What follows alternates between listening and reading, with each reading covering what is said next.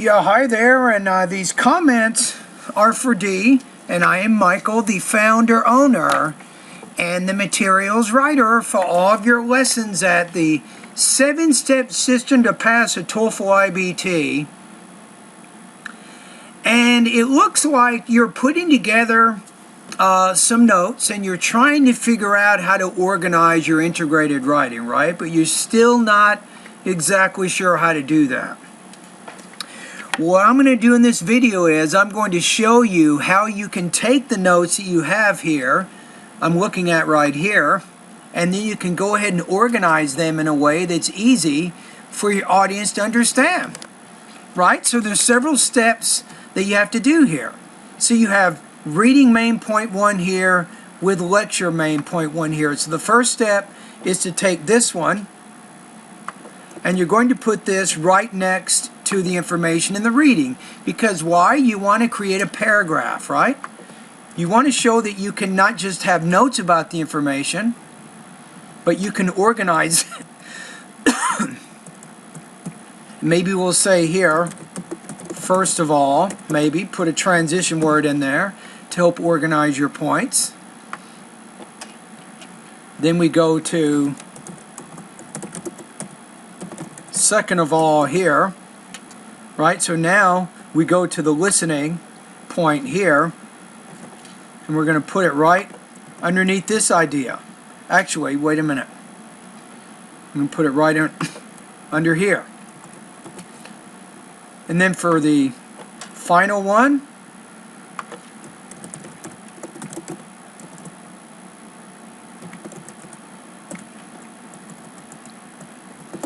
right? So now we have to take this idea and we're going to put this directly underneath the main points from the reading passage. You see what we're saying?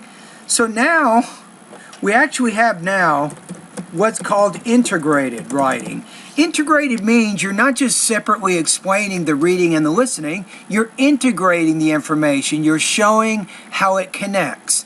And the best way to do that is to use what we call a sequencing type organization, where you put reading point 1 with listening point 1 in the same paragraph. Then you go to reading point 2 with listening point 2, again in the same paragraph. Then you go to reading point 3 along with listening point 3, again in the same paragraph, right? Okay, so now we've done that. That's the first major change we have to make to your writing. So now we have to figure out, we need an introduction, which you did not give. So we want to figure out how we can do that.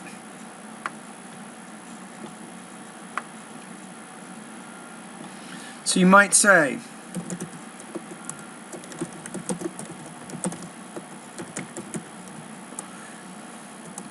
something like this.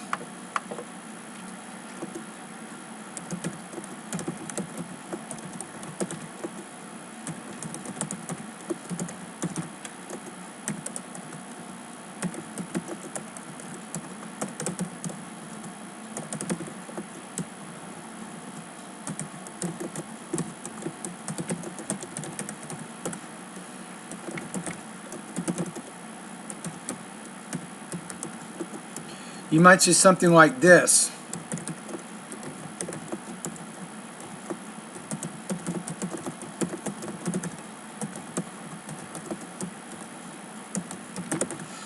How about that? Very simple. It's not very long, but it's important. So let's see what we just did here. The reading passage explains 3 important points about socialism, right? And the lecture casts doubt on each of those benefits.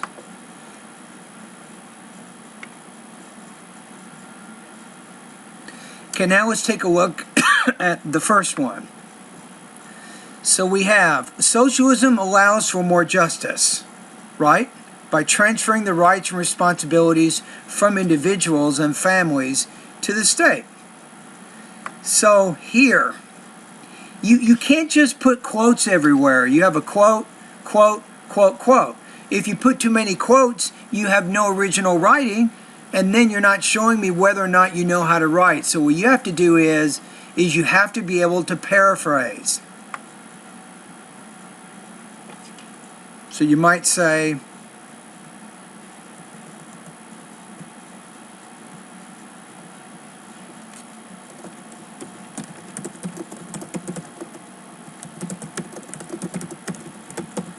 got to put this in there. You can't put it as a title, but you do need to put the voice marker in there. So first of all, socialism, according to the reading passage, we're going to say here,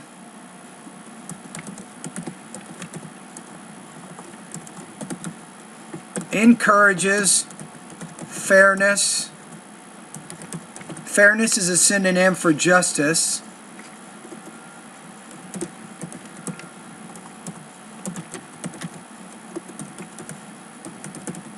Individuals and families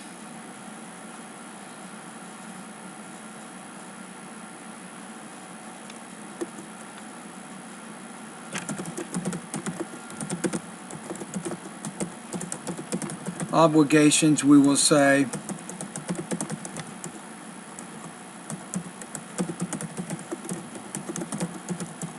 let's say back to the state.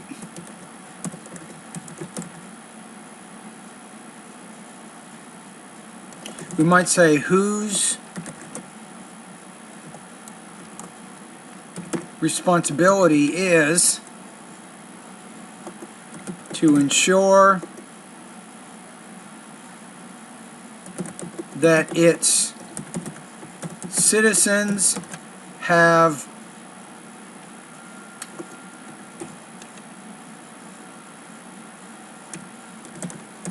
adequate food and money. That's it. So instead of quoting, it's actually better to paraphrase. In order to paraphrase, you have to have a pretty good knowledge of grammar and also vocabulary. So instead of what you wrote, instead of using that specific quote here, get rid of that. I said, first of all, socialism, according to the author in the reading passage, encourages fairness because individuals and families give their rights and obligations back to the state, whose responsibility is to ensure that its citizens have adequate food and money.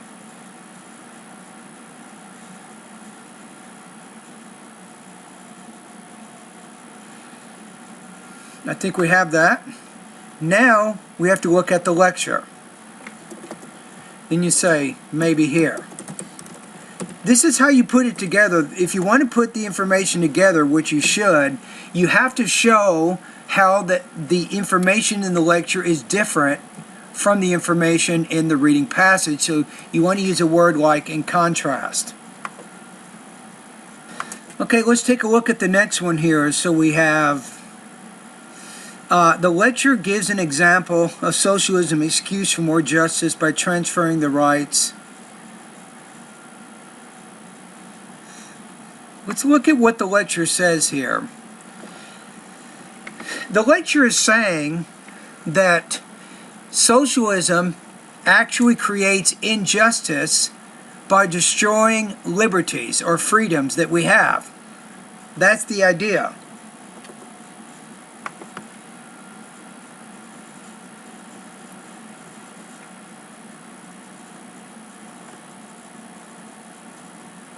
So you're not really getting that idea here. So we have to get rid of this, contrast.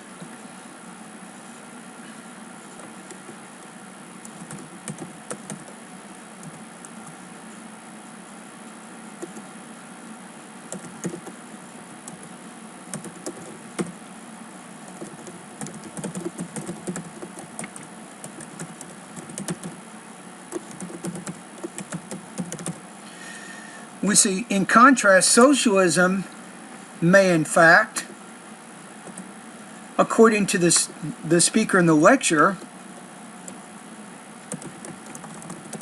cause, what do we have the word, cause unfairness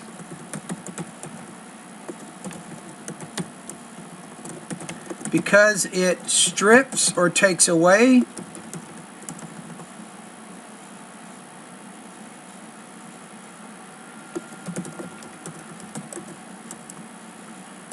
freedoms of individuals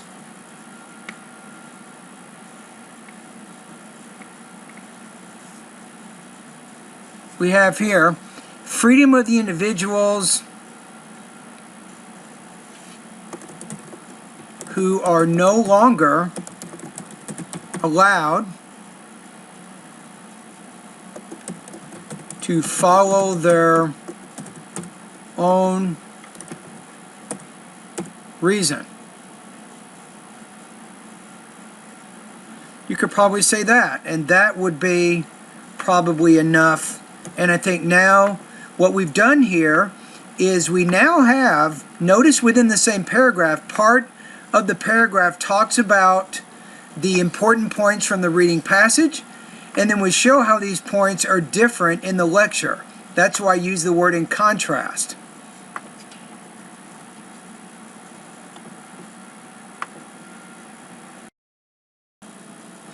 All right, let's take a look at the next one. So we're looking at the second point in the reading passage. The main point is socialism seeks to promote absolute equality among citizens of a society. So then you put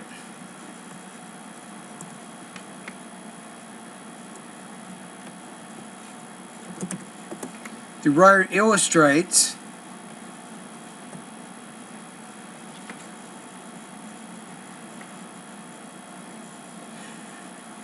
when you say illustrates, you have to give an example. So I would, and when you're doing the main idea, I wouldn't say illustrate. So the writer claims that socialism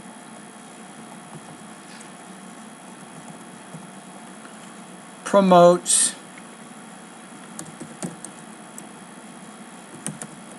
equality.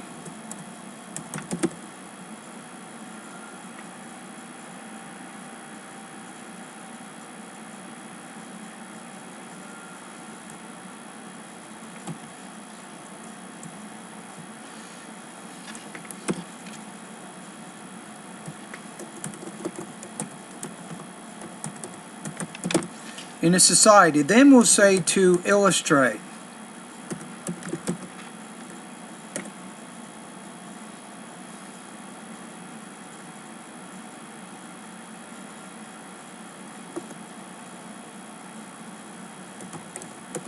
Because it is wrong,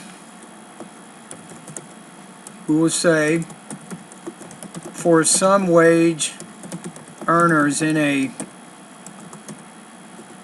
society to earn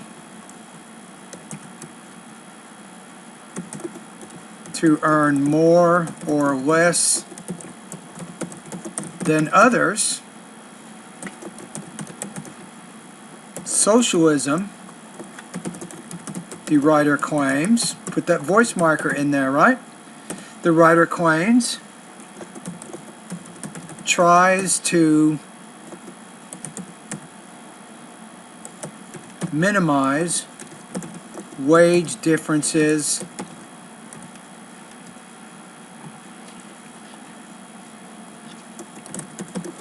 maybe among workers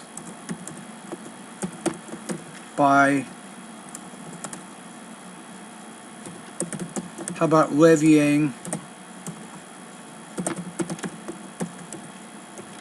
higher taxes on the rich.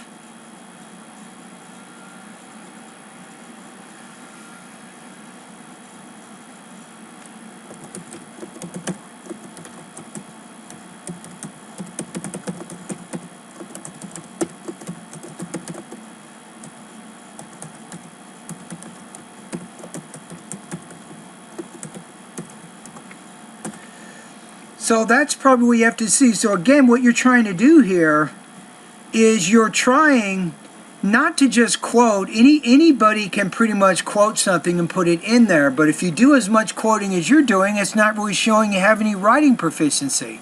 So you have to be able to paraphrase ideas, which is what I'm trying to do here. So see what we have so far. So second of all, the writer claims that socialism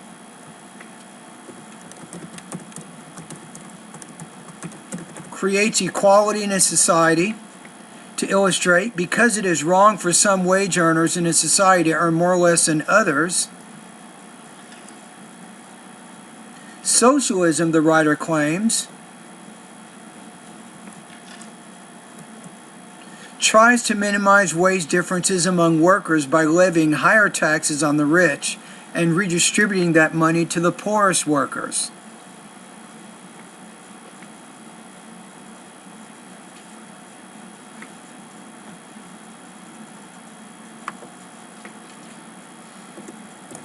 Now we're going to the listening, right?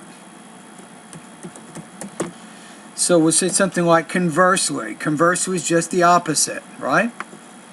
So conversely, and I think in addition is not the right word because it's not just adding to what was said in the reading, it's opposing what was said in the reading. So a transition word of contrast is going to work better here than a transition word of addition. So now we need to take the ideas here. The second point is, it says, even though socialism seeks to promote equality, it promotes equality. Now wait a minute. No, yes, it promotes equality in the most radical sense. Why? Because it portrays or brands employers as being exploiters, and it also rules out a system of wage earning to pay employees hourly wages rather than a fixed salary. So socialist countries don't like the idea of hourly wages. They want the company to pay the employees a fixed salary, not hourly wages, right? So you have the lecture maintains typically to close this gap, socialist satiates impose higher taxes, but this information is not coming from the lecture, so you're not really getting it.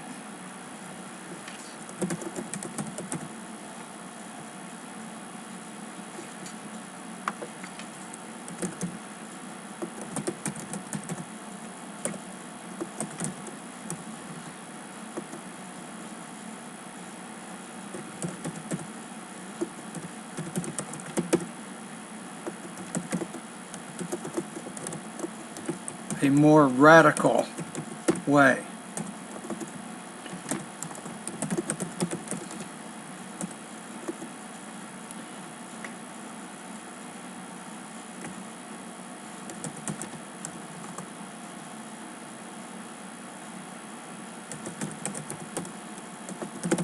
We'll say the speaker argues, often portrays companies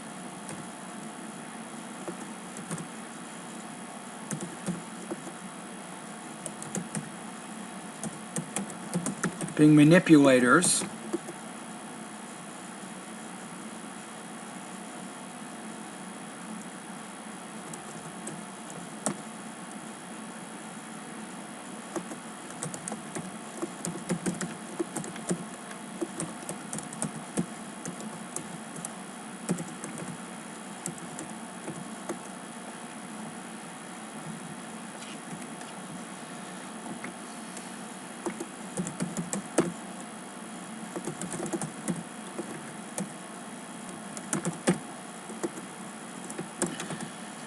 So I think that's good enough there. So conversely, the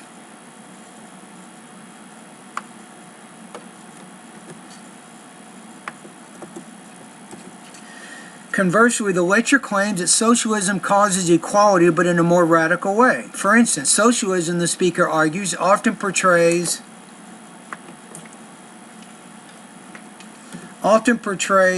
companies as being manipulators who would rather pay employees hourly and not salary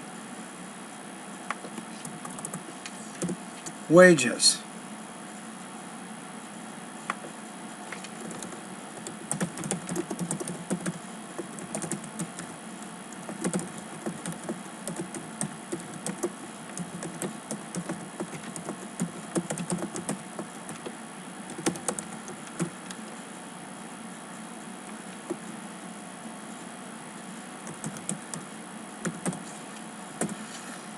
We got it. So I think we have this one done. So notice here, the problem for you is you really didn't have any points at all related to the lecture, and that's not good, because when you're doing writing at the university level, you should be able to listen to a lecture, take down some notes, and then figure out how to either speak or write about that information. In this case, you're trying to write about it.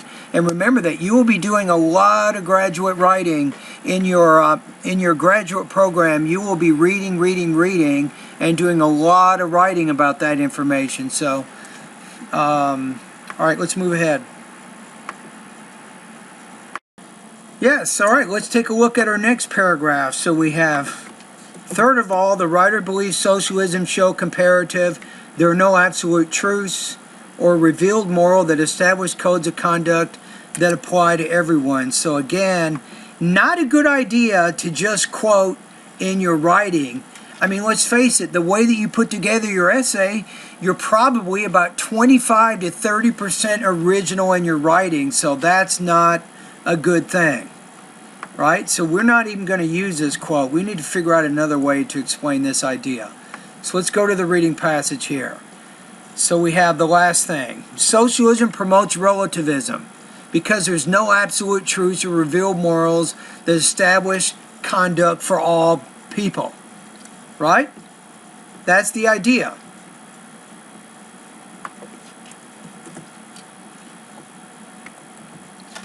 Let's keep these all the same. Believes here, the writer claims again.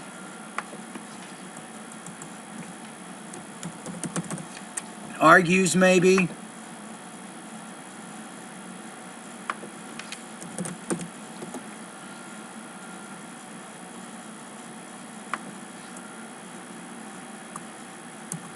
The socialism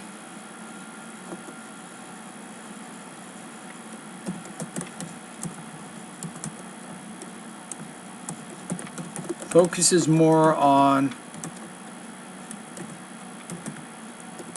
relativism.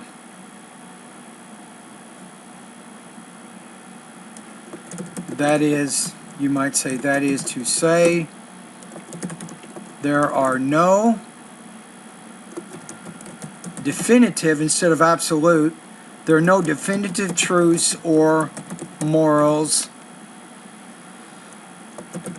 that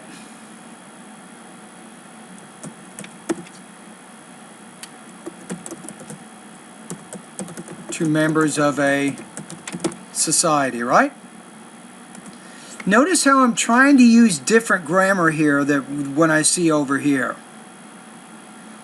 So the writer believes that socialism focuses more on relativism. That is to say, there are no, and maybe this is not even needed, it's a little bit wordy.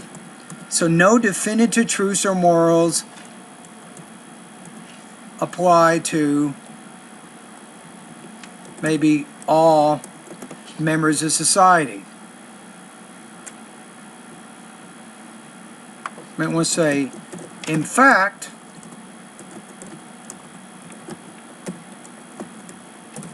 according to this view,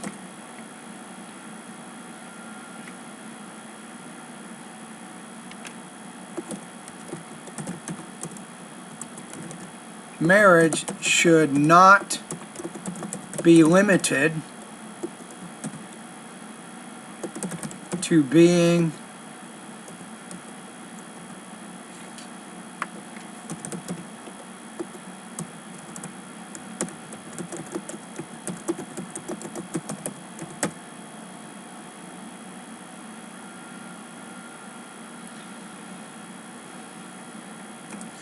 So I think we have it. So third of all, the writer believes that socialism focuses more on relativism. That is to say, no definitive truths or morals apply to all members of society.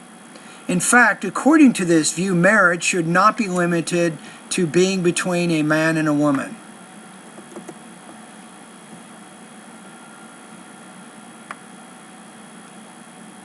So we have that. Now here, you don't have any, really, ideas from the lecture, am I right?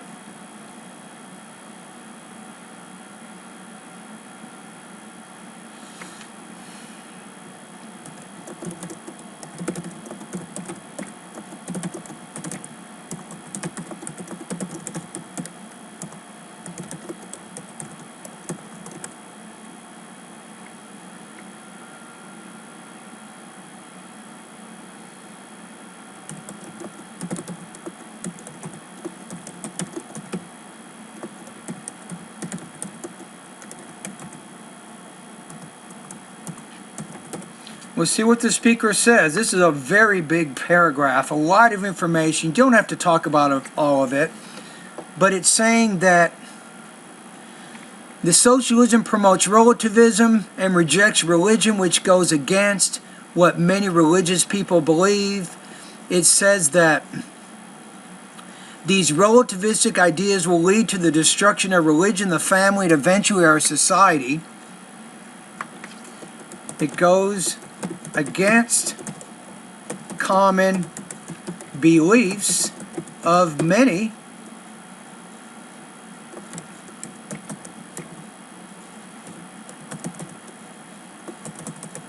religious people.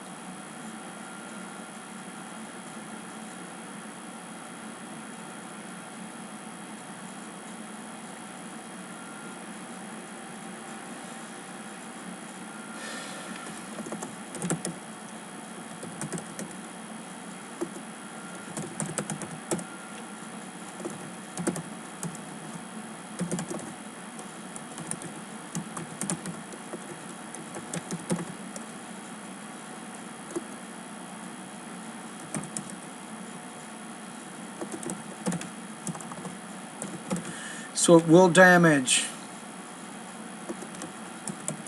religious beliefs, families,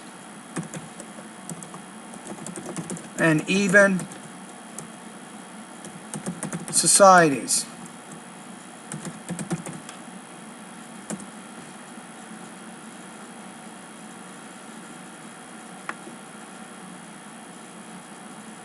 Again, so we can't really put this in here.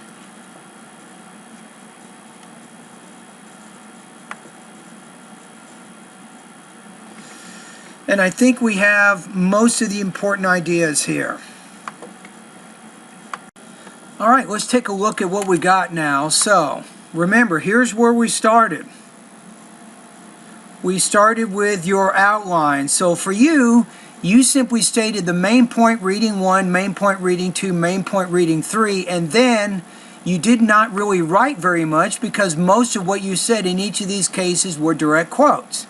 And the same thing applies for the listening point 1, 2, and 3. Again, you said very little, and then you put quotes after each of these ideas. So your originality in writing is about 25% right now out of 100%. So obviously, if you're a graduate student and only 25% of your essay is written by you and 75% of that is direct quotes from someone else, it's not going to work very well. So you have to be really careful and make sure that you improve your language use, which means your vocabulary and your grammar, so you can paraphrase. So for you, it's a good idea. Focus in the vocabulary and the grammar parts of my course. That's going to be very helpful for you based on your current academic English language abilities. And now we have this, right? So it says, the reading passage explains 3 important points about socialism, and the lecture casts doubt on each of those benefits. So notice how I am putting these voice markers throughout this. And then we have the lecture. You can see that, right? You have socialism, you have here, another voice marker. That's what you did not do, which you need to do. You have this one, which is also important, which again, it tells us where the information is coming from, and it marks it as a summary, which is what you're trying to do. You have another marker here. The writer claims. Again, we have this idea here.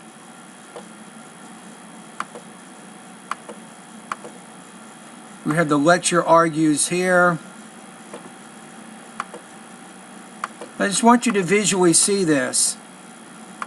So you need to be able to see that when you're summarizing, you definitely want to use as many voice markers as you can. And then we have the last one over here. You see what we're saying? Then we go to the last paragraph.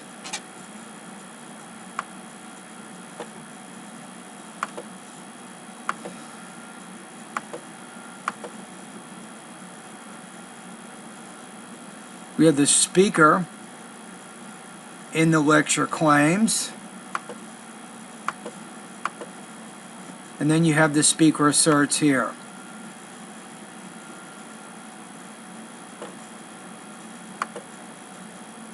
And even when you say this, according to this view, what view? The view of the writer. So this ties this back to the previous sentence. You see what we're saying? So when we're looking through this, D, you can see in each paragraph, we can see when we're talking about the reading, when we're talking about the lecture. You see that? Okay, so let's keep going. First of all, socialism, according to the author in the reading passage, encourages fairness because individuals and families give their rights and obligations back to the state, whose responsibility is to ensure that its citizens have adequate food and money. In contrast, socialism may, in fact, according to the speaker in the lecture, cause unfairness because it strips the freedoms of individuals who are no longer allowed to follow their own reason. Second of all, the writer claims that socialism creates equality in a society. To illustrate, because it is wrong for some wage earners in a society to earn more or less than others, socialism, the writer claims, tries to minimize wage differences among workers by levying higher taxes on the rich. And we want to say here, get rid of this, and redistributing that money to the poorest workers. Conversely, the lecture argues that socialism causes equality, but in a more radical way. For instance, socialism, the speaker argues, often portrays companies as being manipulators who would rather pay employees hourly and not salary wages. According to the speaker, these are radical attempts at trying to equalize workers. Third of all, the writer believes that socialism focuses more on relativism. That is to say, no definitive truths or morals apply to all members of a society. In fact, according to this view, marriage should not be limited to being between a man and a woman. On the other hand, the speaker in the lecture claims that this type of cultural relativism goes against common beliefs of many religious people. Therefore, socialism, the speaker asserts, will damage religious beliefs, families, and even societies. Then at the very end, you can say something like this. In conclusion, the lecture clearly opposes the benefits of socialism mentioned by the writer in the reading passage. So if you end it like that, you have your conclusion. All right? So now the question is, what is your score? Where are you right now? I'm not that good, I'm going to be honest with you. So I think at this one, I'm going to put you in the one area. So your response contains meaningful or irrelevant content from the lecture. Furthermore, you have not presented the information in an organized manner.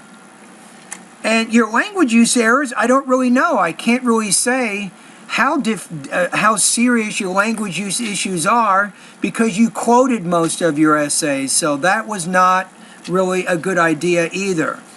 So your score here, I'm going to put you at about 1.0 out of 5 or 8 points out of 30 on this particular practice test. So what do you do? What do you do? I think practice is going to be better for you. So the good thing is, let's look at what you already can do. You already know more or less how to make an outline, right? You know how to state down the main points here, the main points from the lecture. What you don't know how to do is to paraphrase, which means to use your own grammar and your own vocabulary to explain the ideas that means you have to work on developing better vocabulary and grammar proficiency. You can study both of those things in my online course, right? So you just want to make sure that after you do this, then it's time to put it into an essay so it looks like what you see here.